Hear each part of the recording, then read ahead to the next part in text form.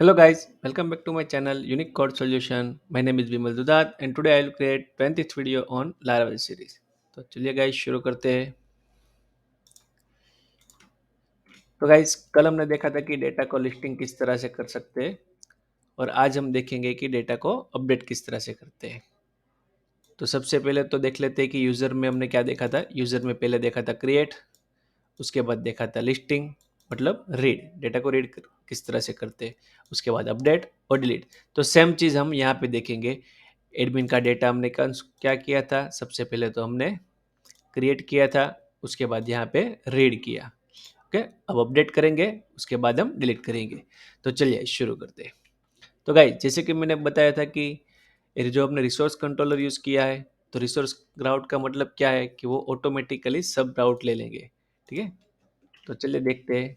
अब जबकि हमें डेटा को अपडेट करना है, ठीक है, तो अपडेट करने के लिए हमें कौन सा फंक्शन यूज़ करना रहेगा, तो यहाँ पे दिया हुआ है अपडेट।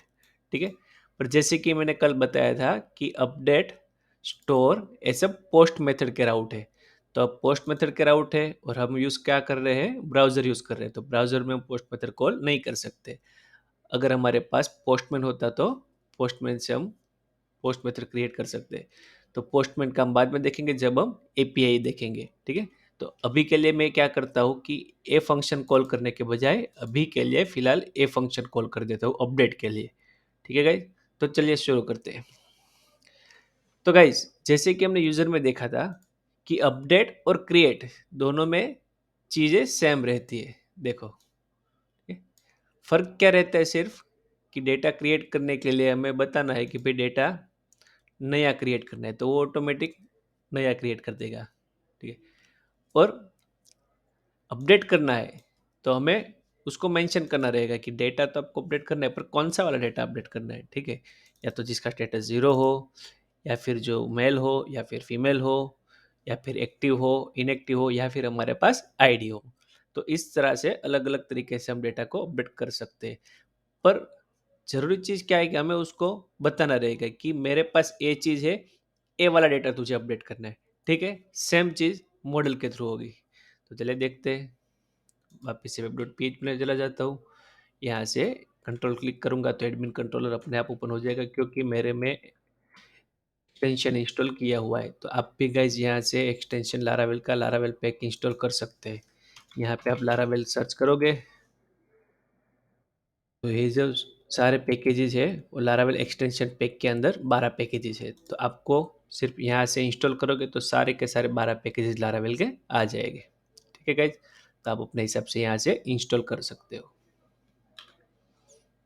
चलिए आगे बढ़ते हैं।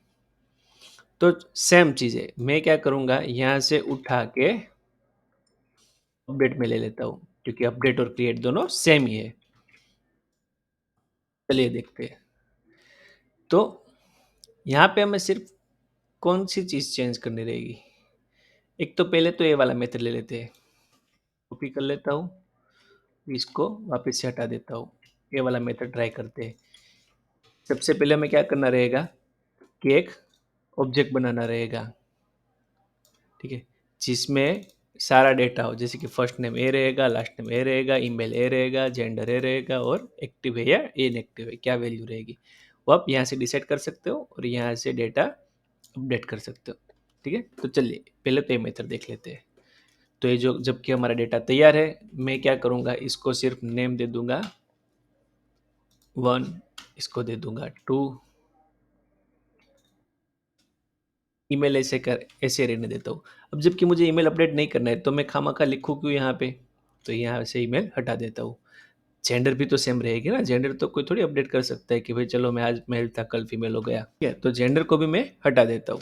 तो चले गए। अब हमारे पास सिर्फ 3 फील्ड है, is active, last name, first name. अब जबकि मैंने last name first name update कर दिया है, तो चलिए चेंज कर दिया है, तो अब हमें क्या करेगा करना रहेगा, डेटा को सिर्फ अपडेट करना रहेगा। तो सेम फंक्शन यहाँ पे जो क्रिएट करते थे उसकी बजाय क्या आ जाएगा, अपडेट, कि एडमिन में डेटा डेटा है उसे अपडेट करना है। ठीक है, अब देख सकते हैं हमने यहाँ पे अपडेट लिखा तो इसने एरर दे दी है। क्यों, क्योंकि अपडेट तो डेटा किया है, पर कौन सा वाला डेटा अपडेट करना है, जबकि आप हमारे डेटाबेस में देख सकते हो। इसी में अभी क्लोज कर देता हूँ। यहाँ से देख लेते हैं, चलो। यहाँ से हम एडमिन्स करके डेटा को देख सकते थे, लिस्ट रीड कर सकते थे, जैसा कि हमने लास्ट में देखा था, लास्ट वीडियो में। तो मैं क्या करूँगा, अभी क्या एरर आ रहा है, चलो रिफ्यूज टू कनेक्ट, तो हमने प्रोजेक्ट रन नहीं किया है। तो चलिए प्रोजेक्ट को सर्व कर लेता हूँ, PHP आर्टिसन सर्व। तो प्रोजेक्ट हमारा सर्व हो चुका है। अब इससे जाऊँगा, एंटर हिट करता हूँ।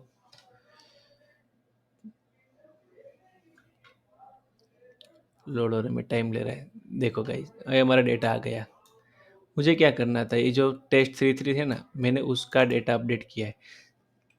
चलिए गाइस, अब अपडेट करना है, पर मुझे कुछ तो देना पड़ेगा ना, तो मैं इसकी आईडी दे देता हूँ। $id इज इक्वल टू, अभी के लिए 1 लिख लेता हूँ। कौन सी आईडी है मुझे मालूम नहीं है।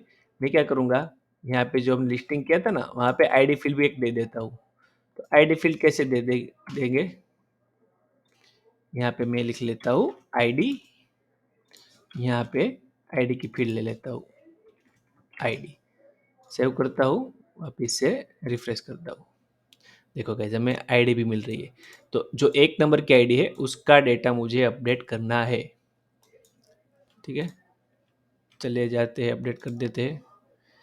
तो अब जबकि हमें आईडी भी मिल गई है कि 1 नंबर की आईडी अपडेट करनी है, तो हमें यहाँ पे सिर्फ मेंशन करना रहेगा वेयर।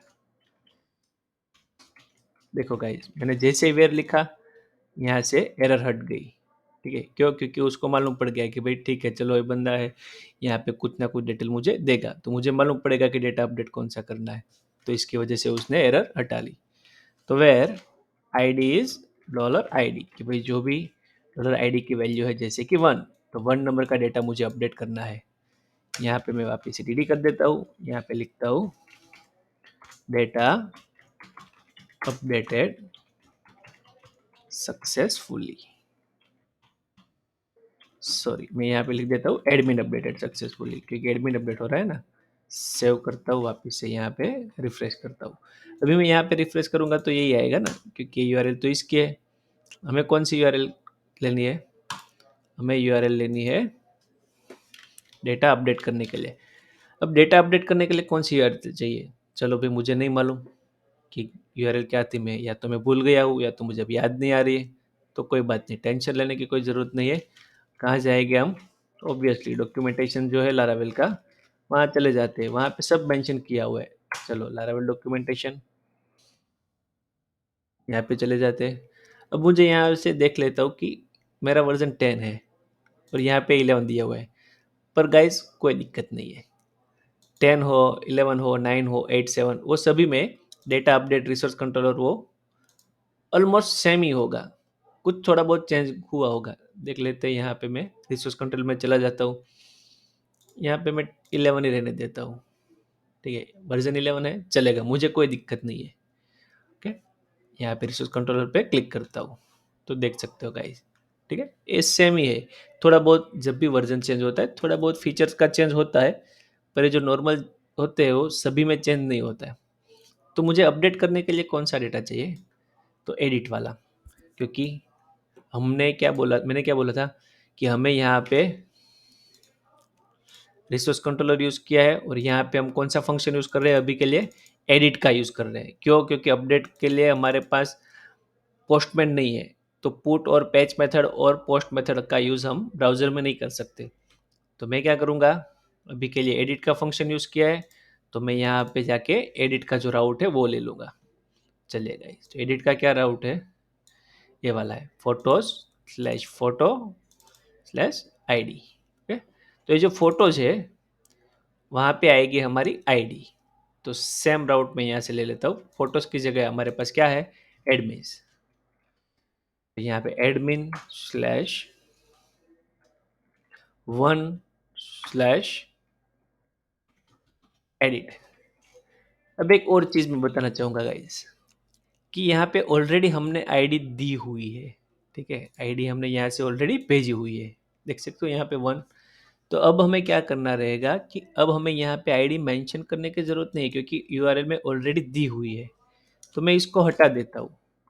यहाँ से डायरेक्ट आईडी लिख लेता हूँ। तो आईडी कहाँ से मिलेगी? वो ऑटोमेटिक यूआरएल में से गेट कर लेगा, यहाँ पे स्टोर करेगा और यहाँ पे उसकी वैल्यू ला देगा। जैसे कि यहाँ पे रिक्वेस्ट लिखा हुआ है, ठीक है, तो रिक्वेस्ट में से मिलती है।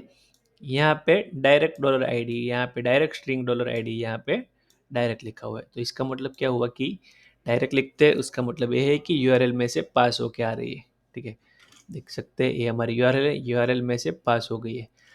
अब मैंने यहाँ पे नहीं बताया कि मुझे एक नंबर का डेटा अपडेट करना है, वो ऑटोमेटिकली यूआरएल में से लेके एक नंबर का डेटा ही अपडेट करेगा, ठीक है। चलिए देखते हैं। मैं यहाँ से एंटर हिट करता हूँ। देखो गाइस, एडमिन अपडेटेड सक्सेसफुली। अब देखते हैं अपडेट हुआ या नहीं। इसको मैं क्लोज कर देता हूँ। यहाँ पे जाऊँगा तो एक नंबर के आईडी का नेम क्या था? Test name 3, test name 2, female, active 0। अब वापस से रिफ्रेश करता हूँ तो देखोगे यहाँ पे चेंज हो चुका है या नहीं। एंटर हिट कर दिया, देखिए गाइस चेंज हो गया। तो ये हो गया हमारा डेटा अपडेट। सेम चीज़ है कि मुझे डेटा 2 का डेटा अपडेट करना है। तो यहाँ पे मैं कुछ नेम चेंज कर देता हूँ। यहाँ पे टेस्ट 2 लिख देता हूँ, यूजर 2 लिख देता हूँ। इस एक्टिव 0 है, उसकी बजाय मैं इसको 1 कर देता हूँ। वापिस से जाके यहाँ पे मैं एडिट करूँगा, ठीक है। वापिस से एंटर हिट करता हूँ। एंटर हिट कर दिया, देखोगे यहाँ पे कि कौन सा डेटा अपडेट हुआ है। देखिए गाइस, कौन सा डेटा अपडेट हुआ? 1 नंबर का डेटा अपडेट हुआ, देख सकते हो। ठीक है, हमें कौन सा करना था? हमें तो 2 नंबर का करना था, ठीक है। तो वापिस से 1 में चेंज कर लेता हूँ। 1 के लिए मैं अभी के लिए 1 रखता हूँ, क्योंकि ताकि हमें कोई दिक्कत ना हो। सेव कर लेता हूँ, यहाँ पे 0 कर देता हूँ। वापिस से जाके यूआरएल हिट करता हूँ। तो जब यहाँ पे टेस्ट 2 था, वहाँ पे 1 आ जाएगा और यहाँ पे क्या होगा? 0 हो जाएगा। रिफ्रेश करता हूँ, देखिए गाइस डेटा हमारा अपडेट हो चुका है। तो ऐसा नहीं है यहाँ पे अपडेट हो रहा है, यहाँ पे अपडेट नहीं हो रहा है। अपडेट कहाँ हो रहा है गाइस? अपडेट हमारे डेटाबेस में हो रहा है। तो अब ये बात हो गई कि भाई डेटा तो डेटाबेस में अपडेट हो रहा है और आप यहाँ पे दिखा रहे हो, तो मालूम नहीं पड़ रहा है डेटा यहाँ अपडेट हो रहा है या डेटाबेस में अपडेट हो रहा है। तो गाइस ये जो चीज़ें हैं सारी, जो मॉडल मैंने बोला था कि मॉडल क्या है, मॉडल डेटाबेस के साथ इंटरेक्ट करता है, डेटाबेस डेटाबेस के टेबल के साथ होता है मॉडल। तो मॉडल जब हम कॉल करेंगे तो वो डेटाबेस में ही अपडेट करेगा। तो अगर डेटाबेस में अपडेट कर रहा है तो यहाँ पे क्यों हो रहा है? तो जैसे कि हमने देखा था लास्ट वीडियो में कि हमने ये जो डेटा लाया हुआ है वो कहाँ से आता है? ऑब्वियस है कि वो डेटाबेस से आता है। तो जब डेटाबेस में अपडेट होगा तो जाहिर सी बात है यहीं पर भी अपडेट होगा। तो हमने क्या किया कि इसकी प्रैक्टिस भी हो जाएगी, इसकी वजह से मैं ए यूआरएल हिट करता हूँ। बाकी हम यहाँ पर भी देख सकते हैं, यहाँ पर रिफ्रेश करके भी देख सकते हैं। चलिए देखते हैं, दोनों जगह देख लेते हैं। अब मुझे यहाँ पे 2 चाहिए कि 2 नंबर का डेटा है वो मुझे अपडेट करना है। गाइस अभी के लिए मैं ये सब स्टैटिक डेटा यूज़ कर रहा हूँ, ठीक है। बाद में हम डायनेमिक डेटा देखेंगे कि यूज़र की साइड से किस तरह से फॉर्म में सबमिट करेगा, तब यहाँ से डेटा अपडेट होगा। अभी के लिए स्टैटिक देख लेते हैं, बाद में हम डायनेमिक देखेंगे। तो चलिए, अब मुझे 2 नंबर का डेटा अपडेट करना है, तो मुझे यहाँ पे 2 नंबर की आईडी पास करनी रहेगी। यहाँ पे मैं 2 लिख देता हूँ, एंटर हिट करता हूँ, ठीक है। Admin updated successfully. देख लेते हैं 2 में क्या था? टेस्ट टेस्ट और यहाँ पे 0 था। रिफ्रेश करता हूँ, देखो टेस्ट 2 2 और 0 0 है, क्योंकि हमने यहाँ पे अपडेट नहीं किया था। अगर हम 1 कर देते तो 1 मिल जाता। चलो अभी के लिए 1 कर देते हैं। वापिस जाऊँगा, यूआरएल हिट करता हूँ, देखते हैं यहाँ पे आ गया 1, डेटा अपडेट हो चुका है। अब गाइज एक और चीज़ जो मैंने बोली थी कि जब भी हम मॉडल का यूज़ करते हैं तो क्रिएटेड एट, अपडेटेड एट, दोनों फील्डें ऑटोमेटिकली फिल हो जाती है। जब भी हम क्रिएट करते हैं तो दोनों दोनों फील्ड ऑटोमेटिकली अपडेट हो जाती है, सिर्फ क्रिएट के टाइम। और जब अपडेट करते हैं तो सिर्फ अपडेटेड डेट फील्ड ही अपडेट होगी, क्रिएटेड नहीं होगी। क्यों? क्योंकि डेटा ऑलरेडी क्रिएट कर लिया है। ठीक है, तो यहाँ पे देख सकते हैं गाइस, ये डेटा मैंने 3 दिन पहले 13 तारीख को क्रिएट किया था। ठीक है, तो क्रिएटेड डेट, ये तीनों डेटा साथ ही में क्रिएट किया था, तो उसका टाइम क्या था? 13, 13, 13, तीनों में। अब यहाँ पे देख रहे हैं कि अब हम जब यहाँ पे मैंने 1 हिट किया, 2 हिट किया, आईडी में वन की आईडी डाली, 2 आईडी डाली, तो 1 और 2 नंबर का डेटा अपडेट हो चुका है। लास्ट अपडेट कब हुआ था? आज के दिन 16 तारीख को। ठीक है, ये अभी तक अपडेट नहीं हुआ है। जब क्रिएट हुआ था वही टाइम यहाँ पे दिखा रहा है, उसी टाइम पे अपडेट भी हुआ था, मतलब कि ये डेटा फ्रेश डेटा है, अभी तक उसने किसी ने भी इसको अपडेट नहीं किया है। ठीक है, चलिए इसको भी अपडेट करके देख लेते हैं कि ये चेंज होता है कि नहीं होता है। ये दोनों एज तो चेंज हो गई, एज चेंज होता है नहीं होता है। तो एक बार मैं क्या करूंगा, मैं डेटा ऐसे रहने देता हूँ, टेस्ट टेस्ट, ये डेटा ले लेता हूँ अभी के लिए, इसको तो मुझे अपडेट ही नहीं करना है, डेटा था वैसा का वैसा ही रहने देता हूँ। टेस्ट टेस्ट और 1, टेस्ट टेस्ट और 1, बाकी कुछ नहीं करता हूँ। यहाँ पे यूआरएल हिट करता हूँ, यहाँ पे जो डेटा आईडी 2 थी अब मैं 3 डाल देता हूँ। देखते हैं वापस से, टेस्ट टेस्ट 1, ओके,